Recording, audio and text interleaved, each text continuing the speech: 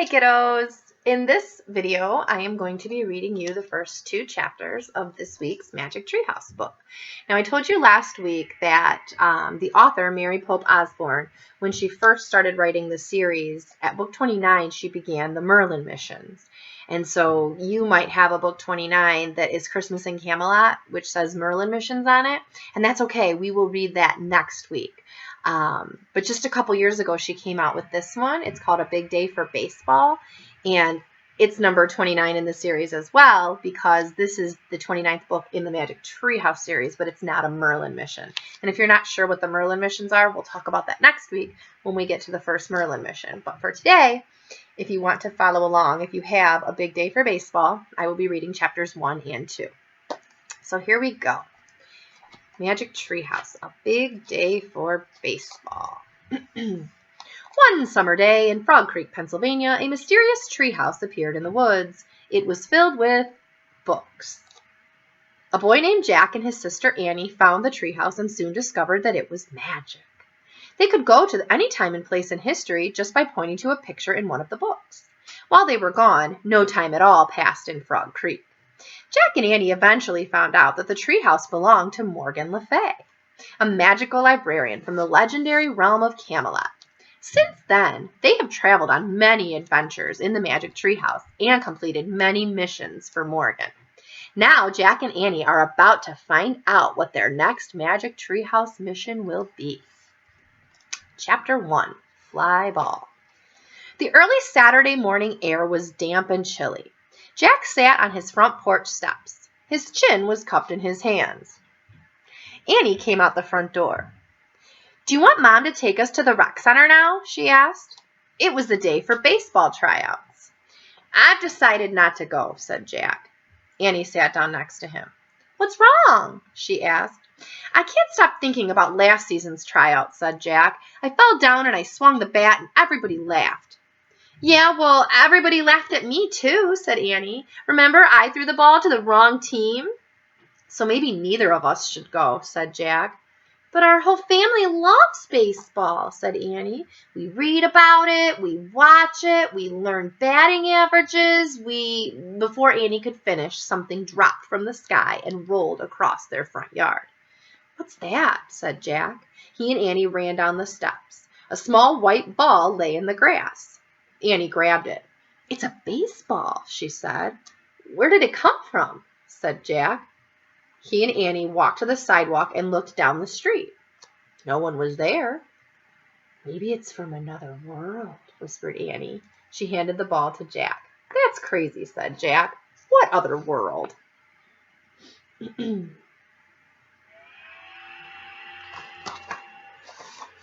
"Think about it," said Annie. "One second we're talking about baseball and how we don't want to go to tryouts. The next, this baseball drops from the sky." "Oh, you mean Morgan," said Jack and Annie together. Annie took off down the sidewalk. "Let's go," she called to Jack. "Hold on," Jack shouted. He put the mysterious ball inside his backpack and raced after Annie. Jack and Annie crossed the street and dashed into the Frog Creek woods. They hurried between the trees until they came to the tallest oak. The Magic Treehouse was back. "Yay, team," said Annie. She grabbed the rope ladder and climbed up. Jack followed her into the treehouse. Leaf shadows danced on the wooden floor. 2 great baseball caps sat in the dappled light. Next to the caps was a book, History of Baseball. A red leather bookmark was sticking out from the pages. Jack picked up the book and opened to the bookmark. The page showed a photo of a baseball stadium. The caption beneath it said, "Ebbets Field, Brooklyn, New York, April 15th, 1947. "Ebbets Field," said Jack. "I've heard of that. It was a famous ballpark." "Look, there's a message on the bookmark," said Annie. Jack held the bookmark up in the light.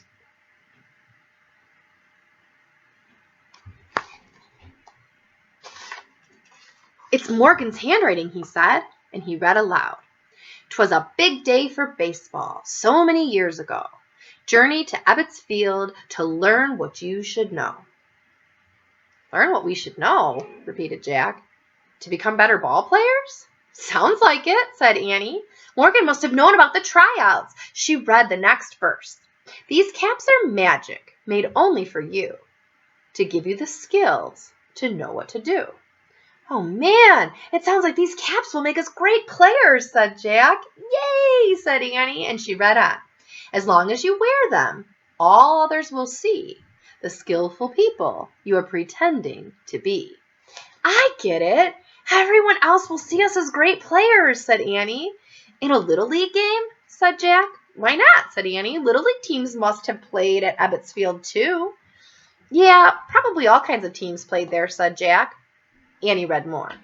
When you hear the final score, give the ball with the name to the one who knows best the rules of the game. Our baseball has a name, said Jack. He pulled the ball out of his pack and turned it over in his hands. No name here. Well, maybe we're supposed to give it one, said Annie. How about Bally? Bally, said Jack. How about Fly Ball, said Annie. It flew down to us. Fine, whatever, said Jack. He put Fly Ball back into his pack. Ready? Yes, this is going to be so much fun, said Annie. Jack pointed to the photo of Brooklyn, New York. I wish we could go there, he said. The wind started to blow.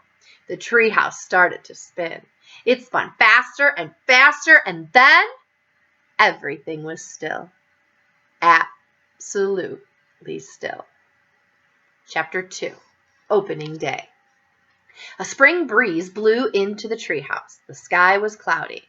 Hey, baseball uniforms, said Annie. Their clothes had magically changed. They were wearing baseball shoes, long socks, and baggy gray pants. Jack's backpack had turned into a leather bag. Look at that, said Annie. She pointed at the word Bat Boy stitched on the front of their jerseys. Oh, so we're going to be great Bat Boys, said Jack with a frown. Not great players. Don't worry, said Annie. I'm sure Morgan thinks that being great Bat Boys will help us become great players. But you can't be a Bat Boy, said Jack. And there's no such thing as a Bat Girl back then. Don't worry, said Annie. If we wear these caps, everyone will see what we're pretending to be, remember? Oh, right, said Jack. Annie and Jack picked up their caps and put them on. Wow, Annie said with a big grin. Yeah, wow, said Jack. He felt a surge of excitement and confidence.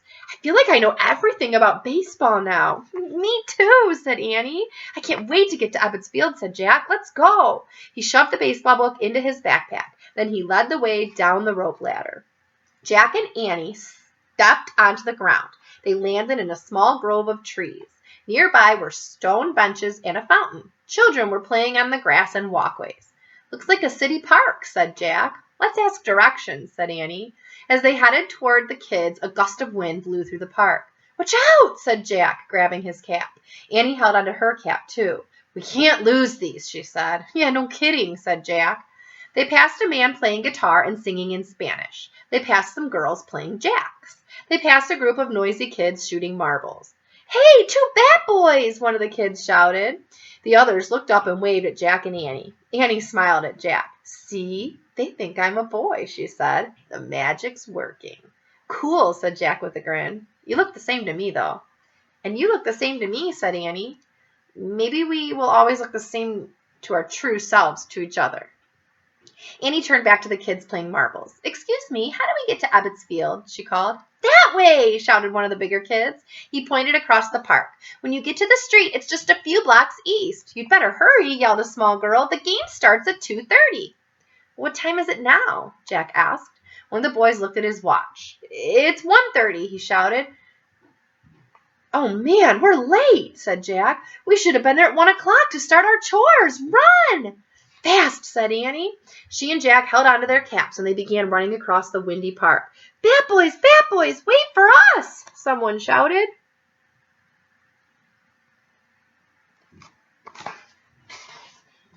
Jack and Annie looked back. The 2 smallest kids from the marble game were scrambling after them. Jack thought the boy and girl looked about 6 years old. Sorry, we have to hurry, Jack yelled. But we can help you, the girl said. We know a shortcut. You do, said Annie. Yes, said the boy. We go to Ebbets Field a lot this way. The small kids turned and started down a dirt path. Annie and Jack ran after them. What are your names? The girl yelled. Jack and Andy, Annie called back. What's yours? I'm Olive, said the girl. This is my twin brother, Otis. Twins? Cool, said Annie. It's a big day for baseball, said Otis. That's what we hear, said Jack. I wish we could be bat boys like you, said Otis. We know all the rules, said Olive. The twins led the way to the busy street at the edge of the park. Old-fashioned cars rattled down the broad avenue. The huge cars had long, rounded hoods and lots of shiny silver chrome.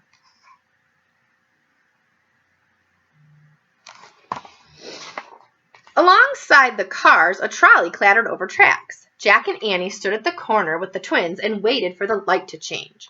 Nearby, a newsstand was selling the Brooklyn Eagle. Jack read a headline, Opening Day at Ebbets Field, Brooklyn Dodgers versus Boston Braves. Annie, look, he said, and he pointed at the newspaper. We'll be working at a big league game. Big league? Wow, said Annie. You didn't know that? Said Olive. I thought the Braves were from Atlanta, said Annie to Jack, and the Dodgers from L.A. Not in 1947, said Jack. You didn't know that? Asked Otis. Lights red, let's go, yelled Jack. Hold hands, cried Olive. She grabbed Annie's hand, and Otis grabbed Jack's. Watch out for the trolley. Jack and Annie ran with the twins across the avenue to the opposite corner. Good job, said Otis.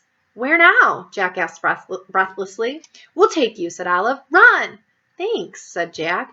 He liked the friendly kids. Jack and Annie held onto their caps as they ran against the wind. They followed Otis and Olive down the street, then another. Turn at the corner, said Olive. They all turned onto a busy, crowded street. There, the twins said together. In front of them was a tall brick wall of stadium. The words Ebbets Field curved around the wall. A huge crowd was headed inside.